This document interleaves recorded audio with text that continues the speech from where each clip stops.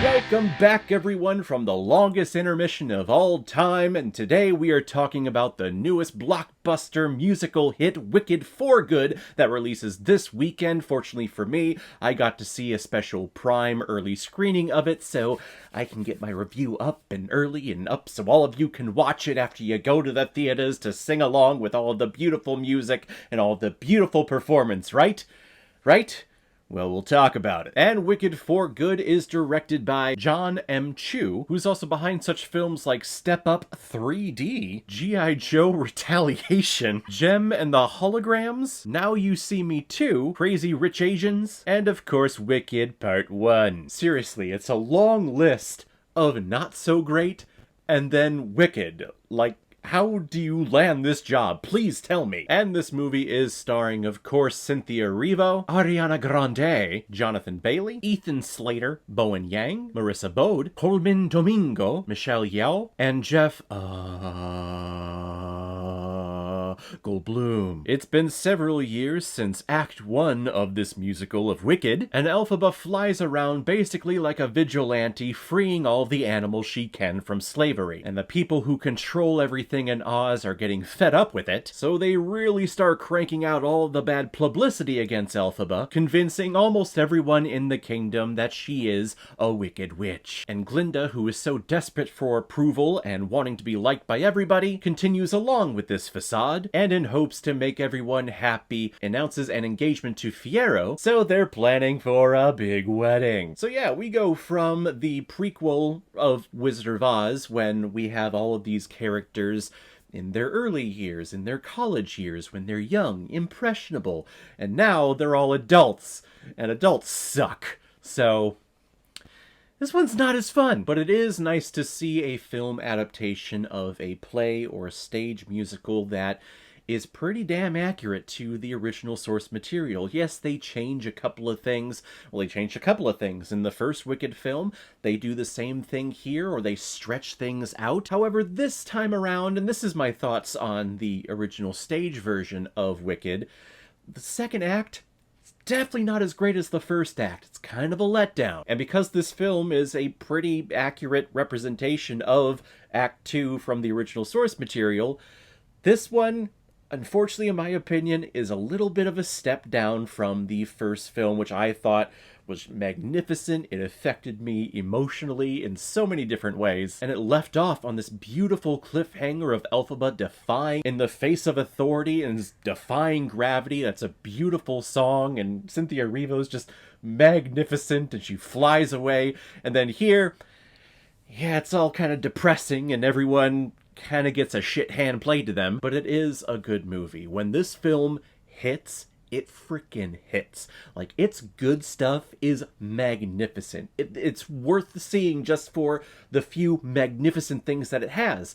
It's just, unfortunately, I think the writing of the second act of Wicked is not that great. Therefore, ergo, this film is not as great as the first movie. But let me start off with the positives. One thing that I had an issue with the stage musical is that I feel in the second act, yeah, it talks about the animal problems and fighting for the animals, but they also kind of just let it go, and I felt like it never went anywhere, or if it did go somewhere, it was quickly wrapped up, and we didn't stay on the torture that these animals were going through. And because they were being blamed for everything, they started losing their voice because they were afraid to speak up. This film does a great job of playing that up, stretching out those moments, playing out those scenes, letting it linger a little bit, which is something I love that it did in the first film. It let those scenes linger a little bit. You don't get that from a stage play because there's a pacing to a stage show. It has to clip along. If it slows down, it gets boring, and it's live, so the audience is there and they're getting antsy. They want things to move along.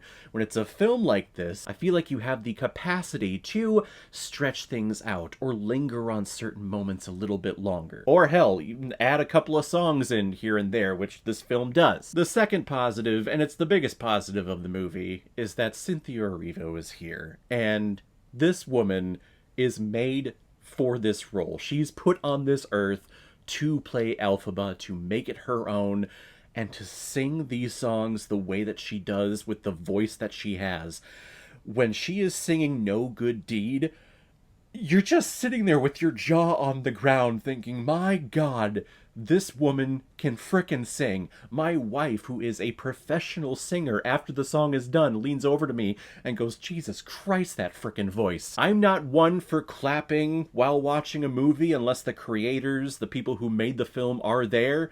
But when people clap in theaters and the creators aren't there, it annoys me. But here, after No Good Deed was playing and after it was sung, the entire audience just breaks out in applause, and I was part of it, because, my God, that is one of the best things about this film. If you go see this movie, see it at least for that moment. And the second moment that you need to see is when Glinda and Elphaba are there. It's the subtitle of this movie. It's the song For Good, and that entire scene was just so raw. It was so truthful. It was so authentic in its emotion, and I've never seen that from the stage production. When I've seen the stage production, you could tell, oh, they're performing. They're acting as if they're sad and that they're never going to see each other again. The performances that we get here from these two in that song, For Good, there's just tears on their cheeks, water's just gushing down on my face, everyone's face around me. I took a moment to take it all in and look around, and just everyone is just going, and rightfully so. It's a beautiful song. The performances are beautiful. You just watch them on screen sing this song, and it's like they're not acting. They're not putting on a performance. They are just being their authentic selves and being in the moment with each other, just telling each other that, hey, you are the reason why I'm here. You are the reason why I am who I am today. And you're my best friend, and I love you. It's beautiful. No Good Deed and For Good are the two biggest moments this film has to hook you if you are on the fence of going to see this movie. I don't know why you would be, but they're wonderful. They are just wonderful performances. All those positives aside, though, the negative feelings that I have towards this movie stem from my not so great enjoyment of the second act from the stage musical.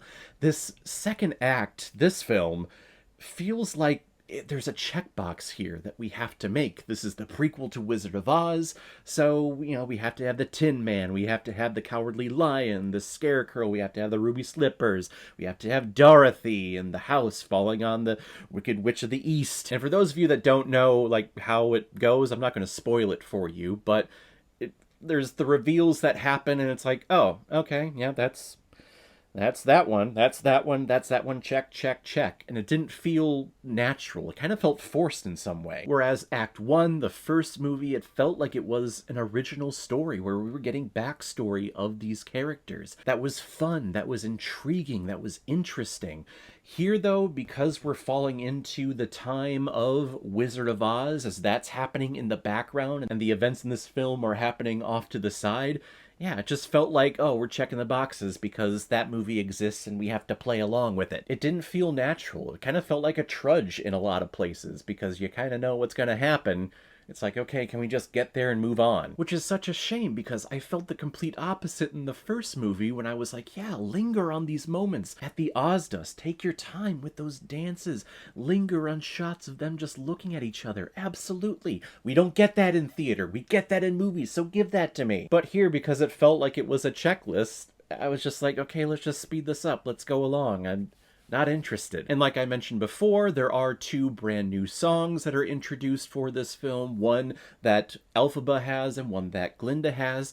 And they're fine. They're fine songs. They're fine additions. It's actually nice to have a certain break because the stage musical doesn't have these songs. So it's like, oh yeah, there should be a song here. But the style of the song that we get, it felt a little poppy. It didn't feel like it was part of the same musical composition as the musical originally had. So they kind of stick out for me. And they're fine, little disappointing. Fine, disappointing. I don't know. I'm just a duality of a person right now. I don't know. And finally, the conflict of our two lead women here, it just seems weird. It seems off. Slight spoiler for those that haven't seen the musical or this film yet. Give you a couple of seconds. Okay, just a slight spoiler, but the conflict here circles around a wedding and an engagement and a broken engagement at that.